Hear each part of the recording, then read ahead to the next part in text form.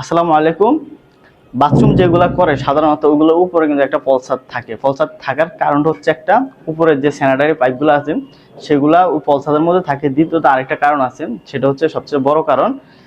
সেটা হচ্ছে আপনি যে মালামাল যেগুলো আছে সেগুলো তার চোখের নিচে রাখবেন না, খাটের নিচে রাখবেন না। আপনি যে মালামালগুলো আছে ওইগুলো পলসাদের মধ্যে সুন্দর করে যাতে রাখতে পারেন, সেই জন্য পলসাদটা কিন্তু করা হয়। তো এই জায়গায় যে সিস্টেমটা করছে, এই বাথরুমের কিন্তু ফল ছাদটা করছে এমন ভাবে, কারণ আউটসাইড দিয়ে কোনো মুখ রাখার সিস্টেম নাই। ফল ছাদের মূলত আউটসাইড দিয়ে তো মুখটা রাখেন। তো এটা যে সিস্টেম করছে, আউটসাইড দিয়ে কিন্তু কোনো জায়গা বাড়তি নাই যে এই জায়গায় রাখবেন।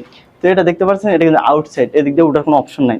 ওই সাইডেও সেম অবস্থা, ওই সাইডে কিন্তু ওঠার কোনো অপশন নাই। আর সামনের সাইড যেটা, সেটার মধ্যে হচ্ছে একটা বিম থাকতেছে। ওই বিমের নিচে তো একটা মানুষ কোনোভাবে ঢোকা সম্ভব না। একটা গিজার পয়েন্ট করবে না, ওই গিজারটা ঢুকানো কিন্তু এই জায়গা দিয়ে সম্ভব না। তো ওনারা যে সিস্টেমটা করছে, আমার কাছে মানে কেমন মনে হয়েছে আমি বলতে পারতেছি না। আপনারা কমেন্টের মাধ্যমে জানাবেন এটা কি সঠিক হয়েছে কিনা। ভিতরে ওনারা এই গ্যাপ দিয়া মুখটা করছে। এখন আপনাদের কাছে আমার একটা প্রশ্ন, যে এটা কি সঠিক হয়েছে না কি হয়েছে, সেটা আপনারা কমেন্টে জানাবেন। আমি এরকম এত বছর ধরে কাজ করি, কখনো দেখি নাই যে এমন সিস্টেমে ফলসাদের মুখ রাখছে।